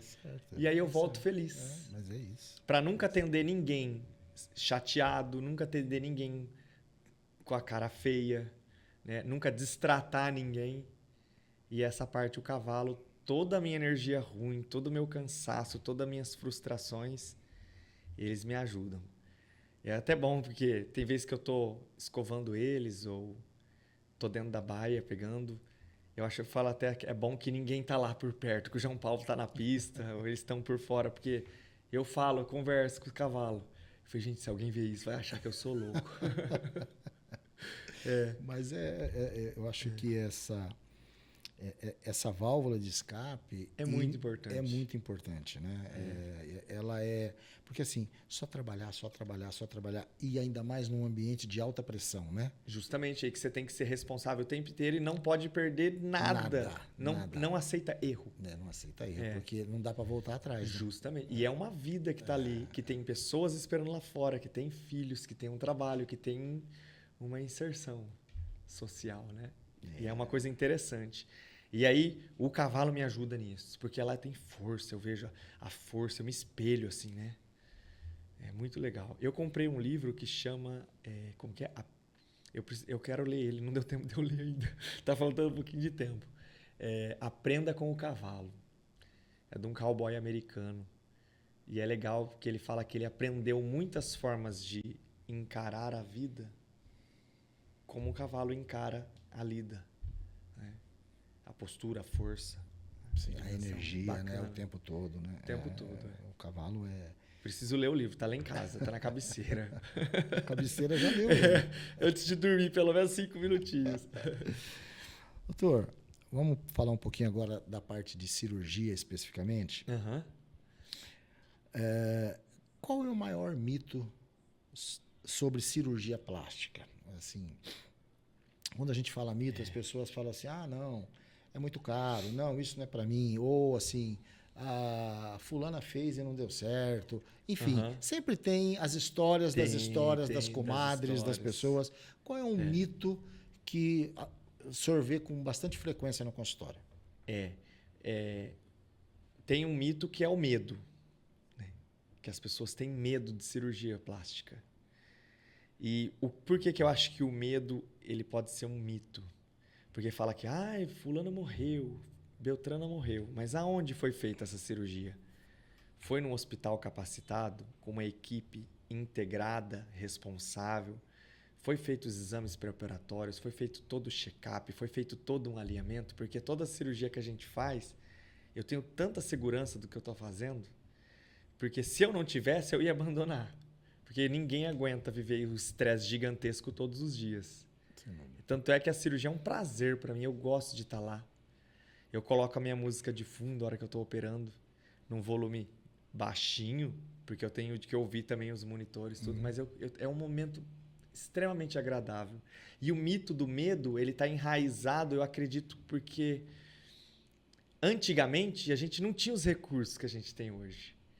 Então, medo de morrer, medo de dar errado, medo de não ficar bonita, né? E hoje, o que a gente consegue? Entregar um resultado, uma cirurgia, né, com o menor risco possível. E com uma satisfação muito grande. Né? E é muito bacana esse daí. Sim. O outro mito que eu acho que existe na cirurgia plástica, o pessoal fala assim, cirurgia plástica emagrece? Depende. Eu faço umas cirurgias assim maiores, então realmente eu emagreço as mulheres às vezes. Eu tiro 8, 10 quilos delas, tudo com uma segurança, usando uma técnica que a gente tem. Né? Mas geralmente cirurgia plástica não emagrece. A gente emagrece fazendo dieta, fazendo regime. A cirurgia plástica ela vai dar um contorno corporal, ela vai deixar você elegante. Outro mito é que a cirurgia vai mudar a minha vida. Não. Quem pode mudar a sua vida é só você, com as suas atitudes, com as suas escolhas. A cirurgia ela vai mudar o seu corpo, a sua forma de enxergar, a sua forma de lidar consigo. Ela é para você. Não é para salvar seu casamento. Não é para te fazer concorrer com outras mulheres de beleza e etc. Não, é para você se realizar como pessoa, entendeu? Aí a grande maioria das minhas pacientes são mulheres que já foram mães e não vão ter mais filhos, que eu até falo, tenha toda a sua família para depois fazer cirurgia. Por quê? Que eu tento ao máximo trazer o corpo que ela tinha antes de ser mãe. Para ela voltar a se enxergar assim, nossa, eu exerci a minha função de mulher e agora a minha dignidade foi resgatada de volta. E é legal isso, porque o homem é a força e a mulher é a beleza e a sensibilidade. Minha mulher está sorrindo ali. É bacana. E é uma coisa que é legal da gente compreender isso também como homem, porque você pode ter certeza que é uma coisa que eu também falo no meu consultório. Eu falo para as pacientes, se seu marido ele te enxerga como homem. E como homem, por ele te amar, ele vai falar, você não precisa fazer nada, você tá linda. Entendeu? Porque o homem enxerga assim, ele enxerga a mulher como um todo, né? E para ela, às vezes, ela não tá se enxergando bonita porque ela sabe como ela era antes, né? Então, é um resgate da autoestima, da forma dela se enxergar. Dela como mulher. Porque a gente, como homem, realmente, quando a gente ama, a gente não fala, não precisa, meu amor. Você já é linda, eu te amo assim. Imagina, ela fala pra mim que eu sou lindo, que não preciso fazer nada. Eu tenho espelho na minha casa, eu sei que não é tão assim. Né, a gente tenta melhorar todo dia, né? Mas esse daí são alguns mitos, né? Alguns mitos. O que mais surpreende quem não conhece a sua rotina? Como eu dou conta de fazer tudo isso? É verdade, surpreende. Imagina. Porque aí você tem que acordar cedo e agora eu estou vivendo uma fase da minha vida tão interessante que eu tento acordar às 5h30 para dar tempo de eu tomar aquele banho gostoso, passar o cabelão para trás assim, né? Porque eu não vou de chapéu no hospital, então eu tenho que ir com o cabelão bonitão, né? A barba bonita, etc, a roupa bonita, cheirosão. Então eu preciso daquelas 5h30, 6 no meu banho. 6 às 6h30, eu quero sentar com a minha mãe para tomar um café, para escutar ela conversar, porque mãe é mãe, né? Mãe é mãe. E é tão bom. E eu acho assim, quem tá ouvindo a gente agora, você tem sua mãe viva, cara, que privilégio que você tem. É muito bom ter mãe. Ter pai também é maravilhoso. Eu tenho meu pai também. Só que às vezes o pai já foi, ou às vezes está descansando um pouco mais. E é muito gostoso também tomar café quando ele tá junto. Então é aquele momentinho assim que eu começo meu dia falando, nossa, eu vou tomar café com eles. E já pego o meu carro, saio correndo de Mirassol, venho para Votuporanga, aí chega aqui, faço retorno, faço atendimento. Hora que é 9, 10 horas, tô marcando, tirando foto para começar a cirurgia 11, meio-dia, termina 6 da tarde. Deixo tudo lindo, maravilhoso. O que eu vou fazer hoje? Às vezes eu vou descansar. Às vezes eu vou para Mirassol montar cavalo. Ou às vezes eu falo, agora eu vou cuidar de mim. Aí eu vou dar uma corridinha de meia hora, vou fazer a barba, vou no supermercado, Hoje eu quero para mim. Então, é uma rotina que exige muito, mas que dá pra gente controlar. Então, certo? comentando da minha mãe, né? Isso, que ela ficou uns dias aqui. Ela ficou uns dias aqui em casa e ela levanta tarde. A gente aqui em casa levanta cedo, porque a pequena, às 6 horas da manhã, vai para a escola. Para escola, tem que levar para a escola. E eu levanto cedo também, tomo café, aí ela levanta 8h30, 9 horas, 9h30, e ela quer que você senta na mesa para conversar, para bater papo, né? E o dia já está fervendo, porque já é 9 horas da manhã, o cliente já ligou, Verdade. você já tá Cadê você? Vem. E aí o dia que a gente não senta, ela não fala nada, mas a gente percebe que não gostou muito, né? Então, assim, a gente faz questão de sentar, de bater papo, sempre que possível. Ela queria entender o que tinha acontecido, porque isso aqui, assim, aqui é minha casa. Aqui era a minha sala de televisão. Minha sala de televisão hoje está na cozinha. E ela não tinha visto essa mudança ainda. Ela veio aqui curiosa para saber como é que a gente fez, né? A adaptação. Ficou muito feliz de ter visto e tal. Mas, assim, é aquilo que eu disse pro doutor. A gente está numa luta e continuamos nessa luta e está tudo certo. Não tem nenhum problema com relação a isso. Mas ela quer entender, quer saber como é que funciona, o que é isso. E que prazer que eu, com a minha idade, eu tenho mais de 60, ainda ter minha mãe viva para poder conversar. Trocar ideia. Né? É verdade. O pai já não está mais, mas a mãe está aí para a gente trocar ideia. Isso é muito importante. É muito importante. É muito bom. É mesmo.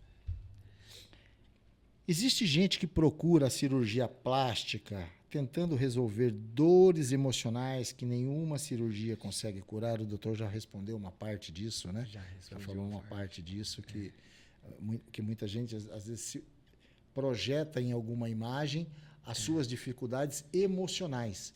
Porque eu imagino que deva ter gente muito bonita, que é perfeita, mas que mesmo assim quer ir fazer um procedimento qualquer porque está infeliz com alguma coisa, né? Tem bastante. Tem muitas pacientes que chegam, que às vezes mulheres, né, estão sendo traídas e elas acham assim, eu vou fazer para eu melhorar, para salvar meu casamento. Ou então, uma dor emocional, por exemplo, da perda de um seio por um câncer. Tem bastante gente que procura. Tem vez que a gente consegue entregar um resultado que ajuda a aliviar isso. Mas muitas vezes eu consigo entregar a verdade de uma forma suave para falar para a pessoa que a cirurgia às vezes não vai resolver esse problema e essa dor emocional, que só vai resolver quando ela conseguir aceitar o que ela passou, aceitar o processo que fez ela mudar como pessoa e fazer ela se enxergar que tudo passa e isso também tem que passar e ela tem que continuar. Então, tem algumas vezes que eu tenho que ter essa conversa também. Eu até ia perguntar, em algum momento disse não para uma paciente? Já. Nossa, disse já.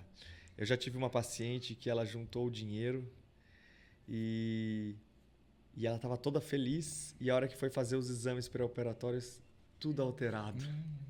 Aí eu falei, não tem como eu te operar. Ela, mas eu consegui. Eu falei, você conseguiu, mas eu não posso. Agora que você conseguiu, eu não posso te colocar na mesa de cirurgia com tanto risco assim. Porque não adianta você ter conseguido, eu não vou submeter você a um risco. Porque aí depois... Um risco de vida, de né? De vida, Porque aí depois todo mundo vai sentir falta de você. E se eu colocar sabendo que estava errado, eu vou carregar essa culpa pro resto da minha vida. Eu não quero ter essa culpa. Graças a Deus, até hoje, eu nunca perdi nenhuma paciente. Nossa, que bênção. E não vou perder em nome de Jesus. Que bênção. Amém. É muito bom isso. Entrando um pouquinho na parte de autoestima na sociedade, o doutor acredita que a cirurgia plástica mudou a forma de como as pessoas enxergam a própria imagem e um fenômeno que a gente está vivendo ultimamente, que as redes sociais aumentaram a pressão pela perfeição? Sim, bastante. Aquele paradigma, né, de que você tem que ser sempre bonitinho, lindinho, perfeitinho. Tem muitas pessoas que me procuram e falam, porque eu quero ficar parecida com a fulana, eu quero ficar parecida com a Beltrana. E realmente essa exigência de um padrão mais magro, mais isso, mais aquilo, faz com que aumente bastante a procura pela cirurgia plástica. As pessoas têm esse desejo. Tem esse desejo. De ficar parecido ou, enfim, é igual a foto do Stories ou a foto do perfil e a foto pessoalmente. É mais ou menos isso. Mais ou menos isso, é. Tem sim, tem esse desejo. E a rede social é muito forte nessa parte, né? É interessante. Então, o que eu ia perguntar agora, com certeza a resposta é não. Na sua opinião, o dinheiro compra a autoestima? Não. É o que a gente já falou, né? É uma coisa que brota de dentro da pessoa. A autoestima, ela tem que vir de você. A primeira coisa para você ter o resgate da tua autoestima é você aceitar você como pessoa e compreender que o valor seu vai muito além de uma simples aparência, de ter as coisas ou não ter as coisas. É só pensar assim, ó, se isso for um jogo, a gente é uma peça única. Não tem outra igual. Então, o resgate da autoestima começa a partir da gente mesmo. Sem dúvida. É isso aí. Sem dúvida. É muito bom. Os homens ainda têm vergonha de admitir que se preocupam com aparência? Eu acredito que sim. Porque a maioria dos seus pacientes são mulheres. A maioria são mulheres. Eu acho que do meu consultório, eu acho que de 100%, 90% é mulher, 10% é homem. Os homens procuram bastante agora o procedimento, eu acredito por causa do tirzepatida, né, dessas canetas de emagrecimento, eles estão procurando bastante para retirada de pele, para cirurgias mais reparadoras. Ou às vezes pacientes que têm ginecomastia, que é glândula mamária, né, que tem vergonha de colocar uma roupa, Sim. porque vai aparecer que tem peito, né? Então, geralmente a procura dos homens é procura para resolver problemas. E geralmente a procura das mulheres é procura para ficar mais bonita. Então, o volume de homens que procura é bem menor. E alguns realmente têm vergonha. E o senhor acha que isso é uma insegurança masculina? Eu acho que não é uma insegurança. É uma questão de que nós, homens, a gente se preocupa menos com a gente. Muitas vezes a gente, como homem, a gente não é um comentário machista, mas é um comentário de como eu me sinto. Às vezes eu abro mão mesmo de mim, da minha saúde, para poder exercer o meu papel ali. Entendeu? E é muito isso. A gente pensa muito nos outros para depois pensar na gente mesmo. Então a gente posterga fazer uma cirurgia. Entendeu? Deixa isso pra lá. Deixa pra lá. Por enquanto não estou precisando. Eu preciso ajudar primeiro fulana, Beltrana, minha esposa, minha filha. Ou então meu negócio. E posterga muito. Sim, sem dúvida. É interessante isso. Interessante. É um aspecto... eu acho que até psicológico, né? Assim, é uma coisa intrínseca do homem, né? Primeiro ele pensa na cobertura, justamente, né? Da família. Porque... E meus pacientes homens, eles são assim, eles fazem assim, ó. Eles chegam, doutor, porque eu resolvi minhas coisas e eu consegui emagrecer e agora eu decidi que, como tá tudo certo, eu vou cuidar de mim. Essa é a circunstância. Exatamente. Porque a gente pensa em tudo. Pensa em tudo primeiro. Aí você, vamos cuidar então. O que nós vamos fazer? Ó, tá aqui, ó, tá demais. Ó, vamos tirar, vamos ver o que é possível fazer. E é legal isso, né? E a gente se identifica. É muito bom isso. Doutor, falando agora um pouquinho de rede social, a gente vê que o doutor é muito ativo na rede social. Eu gosto. Gosta de bastante. Como é que surgiu essa decisão de compartilhar o seu dia a dia, os seus momentos, as suas frases de reflexão de uma maneira mais aberta? Porque, de uma maneira geral, os médicos são mais reservados nesse aspecto. Justamente, né? É verdade. Eles falam mais de procedimento, né? Isso, aquilo, pelo menos é assim daquilo que a gente vê. É verdade. Mas eu vejo que o doutor compartilha coisas muito fortes, muito bonitas, muitos momentos, muitas coisas diferentes. E isso, eu acho que isso, olhando pelo lado do especialista de mídia agora, isso gera uma conexão muito forte, mas eu tenho certeza que não é esse o caminho que o doutor pensou em resultado, né, nesse aspecto. Mas o que motivou a ser mais transparente com a sua vida pessoal, abrir um pouco algumas coisas, né, na rede social? Eu acredito que o que me motivou foi o sofrimento que eu tive há aproximadamente 3 anos atrás, eu era casado e eu passei por um divórcio e ninguém casa para separar. Sim. E é uma coisa que ninguém deseja, porque a família é um projeto de Deus na Terra. E a gente pensa muito antes, porque a separação envolve o sofrimento dos filhos e não é bacana. E aí eu passei um sofrimento porque quando eu separei há 3 anos atrás, eu vim para cá praticamente com a roupa do corpo. Eu falei, vou morar de novo com meus pais, o que eu vou fazer? Eu vou recomeçar minha vida do zero. E eu tinha 2.000 seguidores só no Instagram. Aí eu vi as coisas no Instagram, os colegas médicos, né, sempre fazendo muito marketing, cirurgia disso, cirurgia daquilo. E eu estava tão arrasado como pessoa que eu até pensei, falei, eu não vou fazer nada por enquanto. E realmente eu fiquei 2 meses sem operar, porque eu não tinha meu instrumental cirúrgico aqui. Eu não tinha hospital para eu trabalhar aqui. E eu falei, meu Deus, né? E minha mãe sempre me ajudou nessa parte. Teve um dia que ela olhou na minha cara e falou assim, você é um médico, cirurgião plástico, você é um homem bonito. Ela falou assim, não estou falando isso porque eu sou sua mãe, sai do quarto, vai trabalhar, vai conseguir tua vida de volta, filho. Porque ver você aí é uma facada no meu peito. Aí eu falei, eu vou conseguir. Eu vou sair, ela tá certa. E aí eu percebi que não era só eu que sofria essas coisas. De divórcio, de dificuldade. Tinha outras pessoas sofrendo também. E eu pensei, em vez de eu recomeçar minha carreira postando peito, barriga, postando resultados de cirurgia, eu pensei, não, eu vou postar o que a gente consegue superar. Então vinham frases. Aí começava, tipo, lembrava de frases que eu gostava. Eu falei, eu vou postar. E é forte. Viva o presente.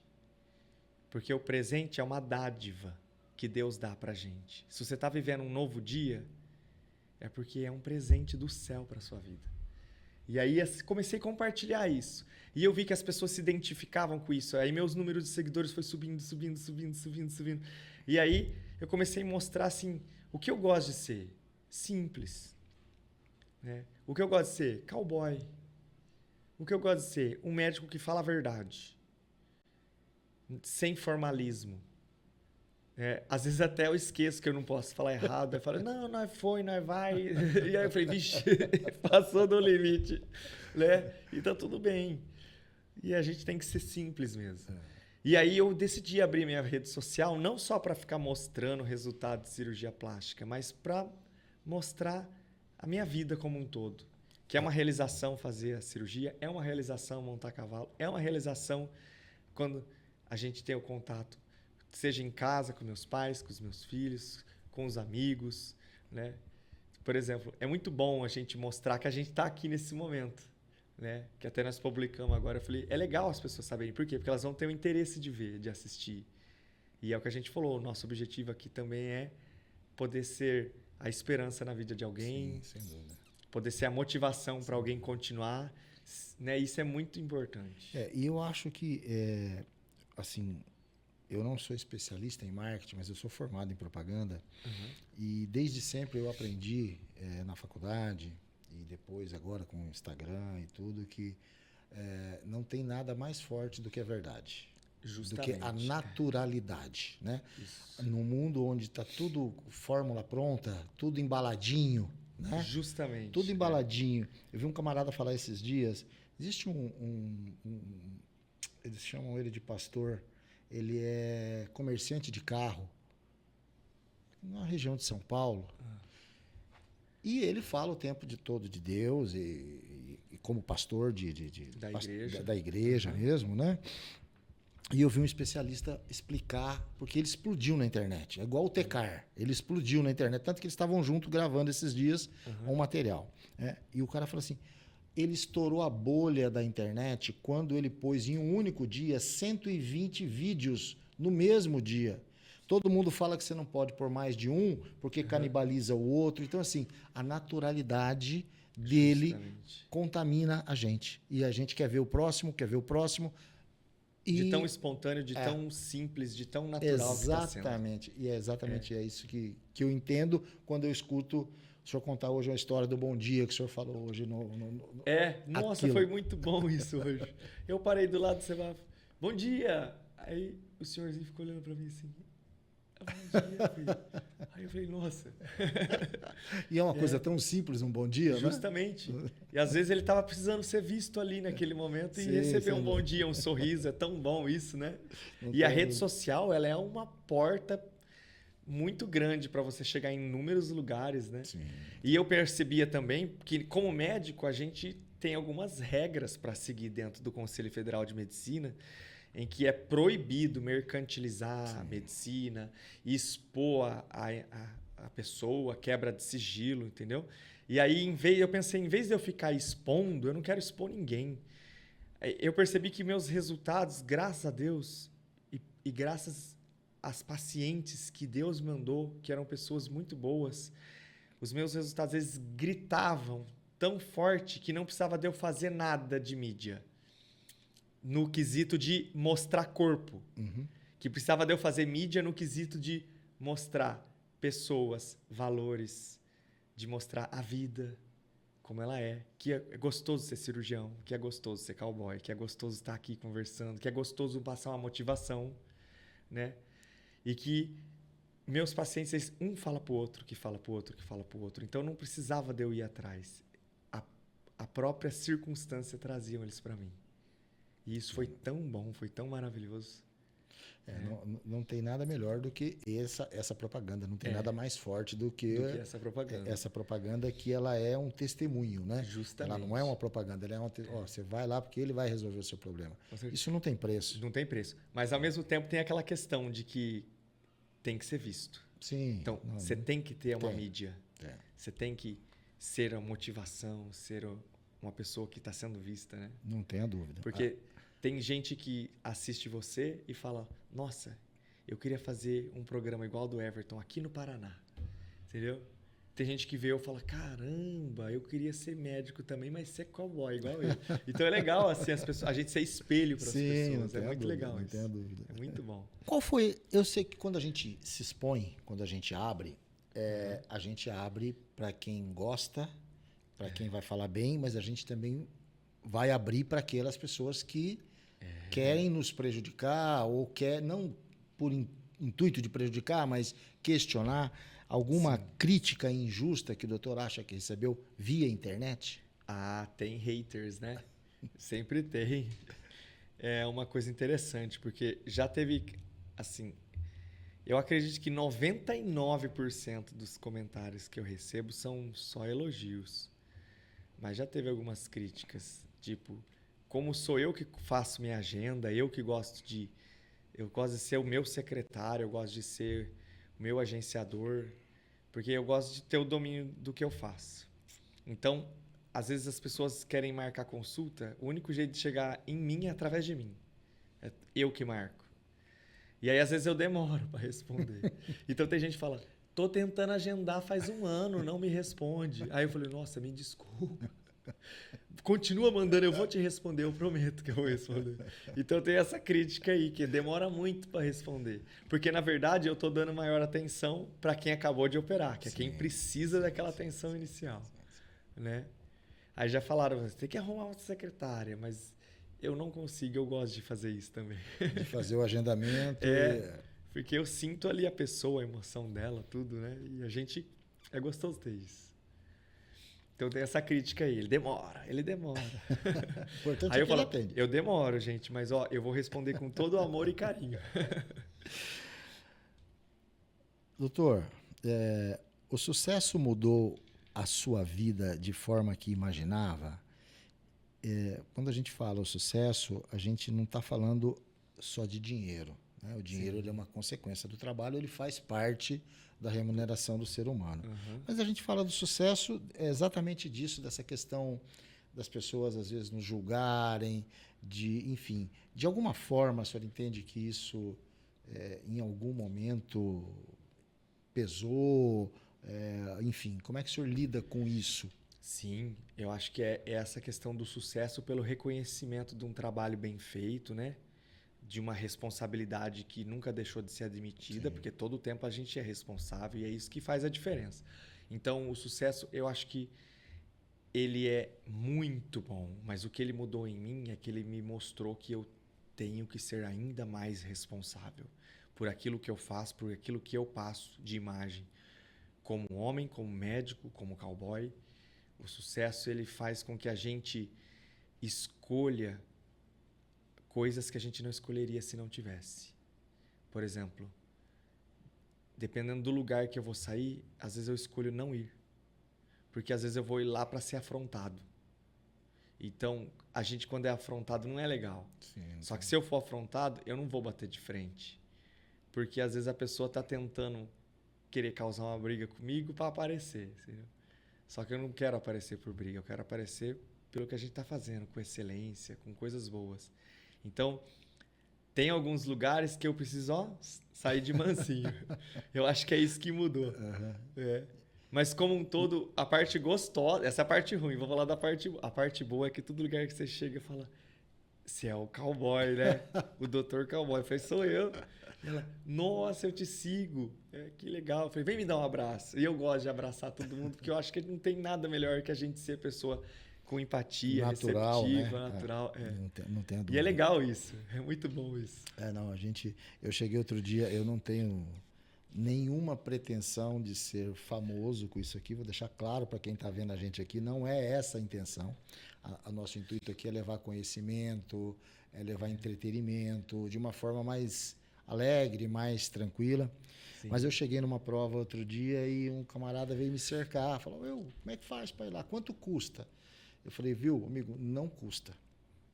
Lá a gente leva as pessoas, são os meus convidados, é a minha casa. Então, vai chegar a sua vez, fique em paz, fique tranquilo, mas não é o dinheiro que vai abrir uma porta. Até quando a gente, às vezes, conversa com algumas pessoas que querem patrocinar ou um namoro de um patrocínio, sim, a gente deixa isso bem aberto. O convidado é meu convidado.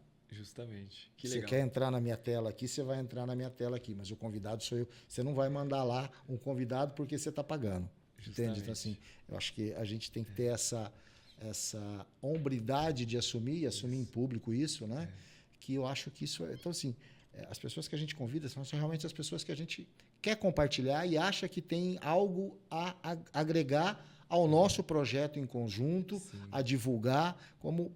Quando eu conheci o doutor através da nossa amiga lá da faculdade, do Senac, que sim, Poxa vida, esqueci o nome dela agora, me desculpa. E ela comentou, eu fui dar uma olhada. Ela trabalha lá na Casa de Saúde. Exatamente. E ela é professora no Senac, a gente começou a conversar a respeito do podcast. Ela falou, olha, você conhece? Eu falei, não conheço. Aí ela me mostrou o Instagram, eu comecei a acompanhar, comecei a olhar, falei, eu vou levá-lo. Vou convidá-lo, né?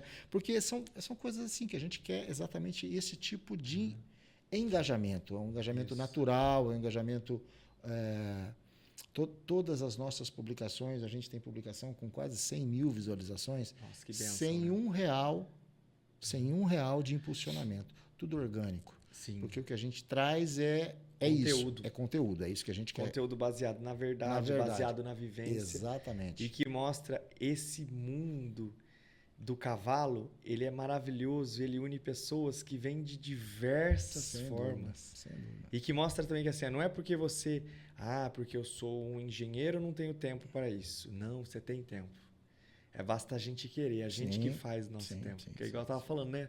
Exige muito, mas eu tenho tempo. Por quê? Porque é o que me alimenta. Alimenta a alma, né? Alimenta a alma. E é muito bom isso, é verdade. O sucesso cobrou algum preço na sua vida pessoal? Cobrou. O preço de não me dar a liberdade de ir em qualquer lugar, né?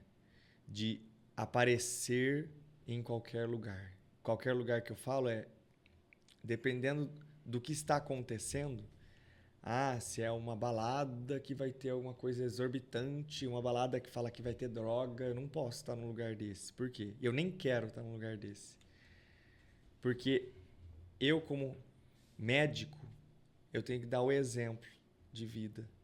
de pessoa que cuida da saúde, né? De pessoa que tem uma postura, né? Então, o sucesso me cobra que eu continue tendo a minha postura, entendeu?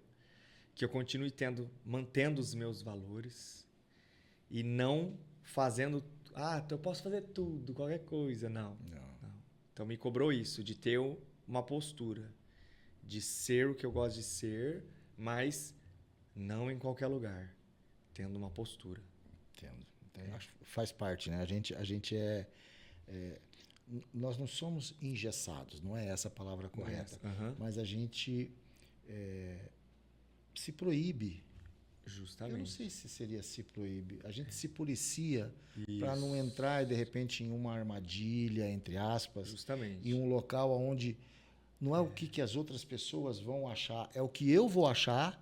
Isso. Amanhã, a hora que eu acordar e falar assim, o que eu fui parar naquele lugar? Justamente. Tipo assim, eu acho que... Aí, por exemplo, a gente vê, amigos que, por exemplo, que não são médicos, que se dá o luxo de vez em quando de beber um vinhozinho a mais, uma cervejinha a mais. Eu não posso me dar esse luxo. Porque todo tempo eu tenho pessoas pela qual eu sou responsável que pode me ligar a qualquer momento precisando de mim. Tá certo. Então é isso que eu acho. Ele me priva de ter algumas sensações, alguns prazeres da vida que não são tão bons, do meu ponto de vista. Né? Então é isso aí. Perfeito. Qual foi a decisão mais difícil na sua vida? Nossa. Eu acho que a decisão mais difícil que eu tomei na minha vida, verdade, eu acho que a decisão, eu até travei aqui para responder. A decisão mais difícil da minha vida foi me divorciar. Pior que a gente tava falando, né? A gente não casa para separar, mas também a gente não precisa ser infeliz por causa de alguma coisa que não está dando certo. Eu acho que essa foi a decisão mais difícil da minha vida. Porque quando eu me divorciei, eu tinha que escolher. Eu vou continuar tocando o que não está me fazendo feliz para não trazer frustração para os meus filhos e eu vou morrendo a cada dia mais, ou então eu vou me escolher. Eu escolho cuidar de mim, eu escolho recomeçar, porque se eu estiver bem, meus filhos vão estar bem também. Então essa foi uma decisão muito difícil. E até uma coisa que eu falo assim, às vezes você é casado, você tem a família, você ama sua esposa, mantenha sempre a sua família como uma joia rara, escondida. Não sai mostrando tudo. Não se exponha de tal forma que você vai perder a sua preciosidade. Isso aconteceu comigo, não é legal. E a decisão foi começar de novo. Mas se você tiver que escolher um dia, escolha você. Valoriza você. Foque em você. Porque se você estiver bem, sua esposa vai estar bem, seus filhos vão estar bem. Salve você primeiro. E aí as escolhas vão ser mais fáceis. Eu entendo o que o doutor está dizendo. Eu também me separei há mais de 20 anos atrás. Sim. E com certeza foi um dos momentos mais difíceis, uma das decisões mais difíceis que eu, como homem, com 2 filhos que hoje são meus amigos, mas moram fora, eram novos ainda. E eu entendo o que o doutor está dizendo. Realmente uma situação, mas chegou num ponto que não dava mais. Não tinha, eu não era mais feliz, eu era uma pessoa amarga, eu estava me destruindo intimamente. Justamente. E eu fiz exatamente isso que o doutor disse. Se escolheu. A gente tem que se escolher. E eu acredito que a vida é feita de ciclos. Tudo bem, não é um erro. A gente está vivendo e todo mundo está tentando ser feliz, não é verdade? E calma, tá tudo bem, as coisas vão passar. E tem algumas coisas que tem que terminar para que outras possam começar. Se eu não tivesse passado por tudo isso, eu não ia estar aqui hoje. Eu não ia ter conhecido tantas pessoas maravilhosas. Eu não ia ter conhecido Votuporanga do jeito que eu conheço hoje. Eu estou apaixonado por essa cidade.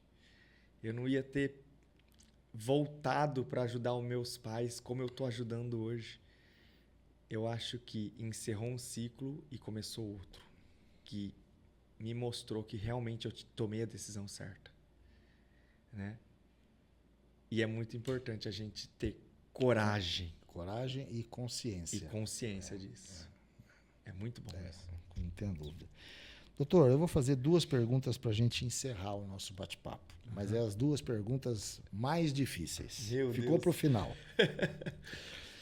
Se pudesse voltar 20 anos atrás, o que diria para o doutor Lucas, ou Lucas naquela época? E daqui a 30 anos, o que é que o doutor quer deixar de legado ou ser lembrado? Então, estamos falando de 50 anos, 20 para trás e 30 para frente. 30 para frente. Meu Deus, realmente, essa é para pensar, hein? Se eu pudesse voltar, então, 20 anos atrás, né? O que eu diria para o Lucas de 20 anos atrás? Isso. Para se importar menos com o que os outros falam a seu respeito. Porque eu me preocupava muito com o que as pessoas pensavam de mim. Eu me preocupava muito em como que eu ia sair vestido, né? Onde que eu ia estar, o que eu ia falar de mim, né? Não se preocupe com o que as pessoas vão falar de você. Se preocupe com o que você é, o que você está se tornando. Eu acho que eu teria tido menos frustrações e eu ia ter sido cowboy antes. Bem antes. Então, seja o que você gosta de ser, independente do que os outros vão pensar ou falar. Os fardos que você carrega, só você carrega, ninguém vê. Sim. Eu acho, e a gente como homem,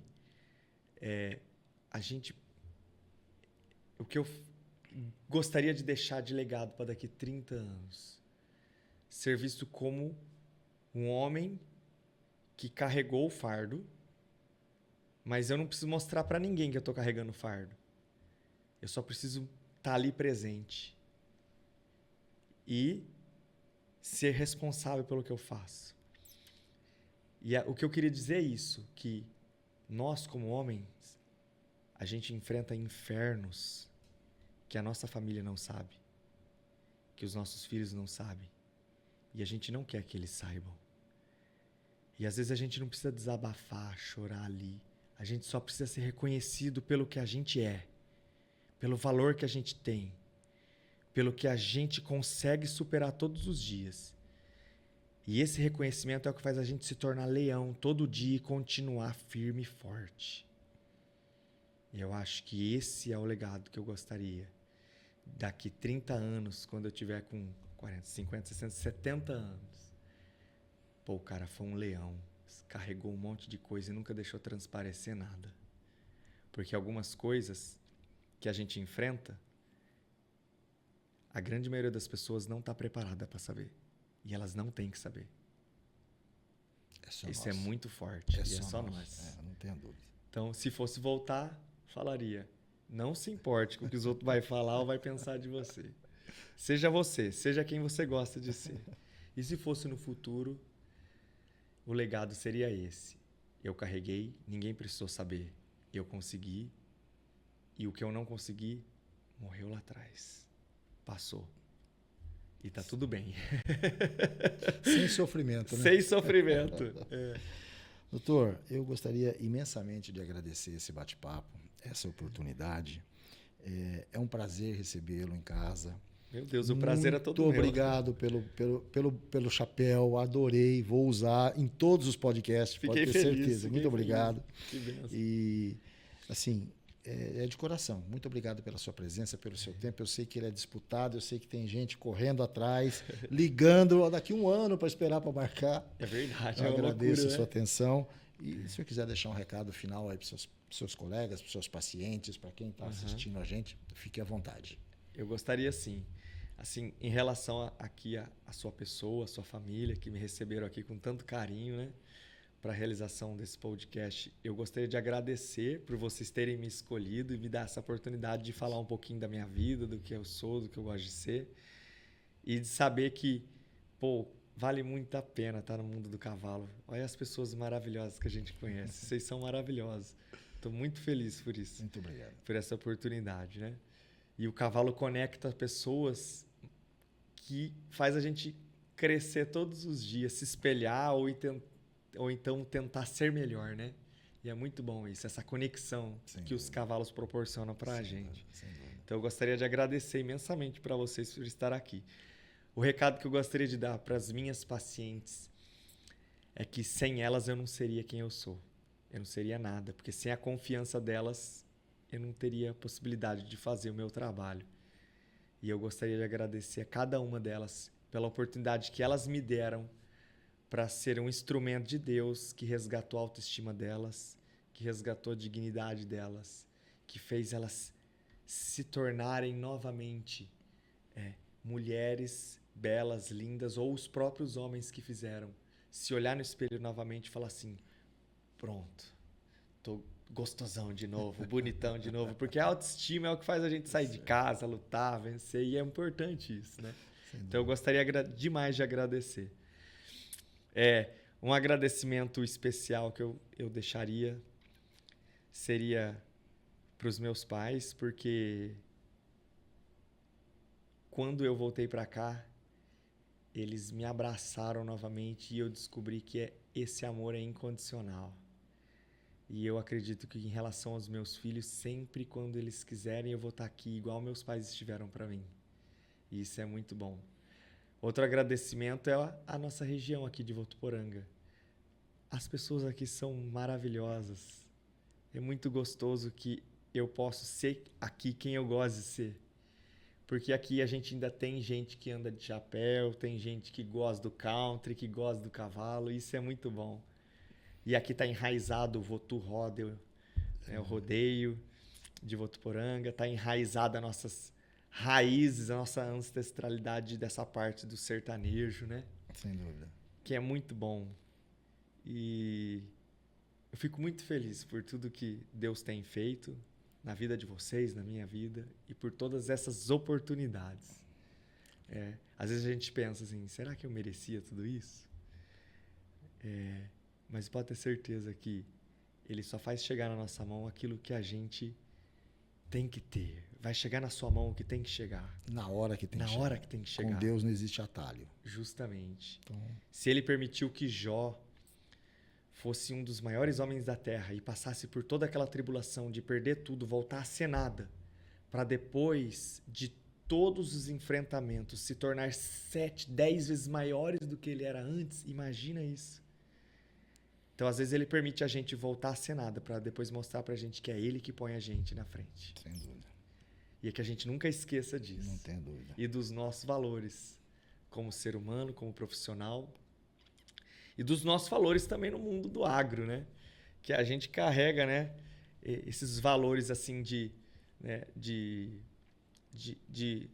homem, né? De ser firme, de caráter. Exatamente. E que não é machismo, né? O jeito que não é igual de ser. Os brutão do agro. É isso mesmo. É bacana demais isso. Sem dúvida. Doutor, muito obrigado por sua atenção. Eu que agradeço. Estou muito feliz de ter vindo. Muito obrigado, viu? Obrigado vocês também. Que Deus continue abençoando vocês. Todos nós. E que continuemos a levar esperança para a vida das pessoas. Acho que já levamos e vamos levar Amém. muito mais. E que o Senhor, com a sua dedicação, com a sua energia positiva, possa contaminar muito Amém. mais pessoas Se Deus quiser. e levar a palavra de Deus aonde quer que seja, porque contra isso não tem nenhuma parede que fique em pé. É verdade. Então, maravilhoso. muito obrigado por tudo. Tamo junto. Abraço. Obrigado.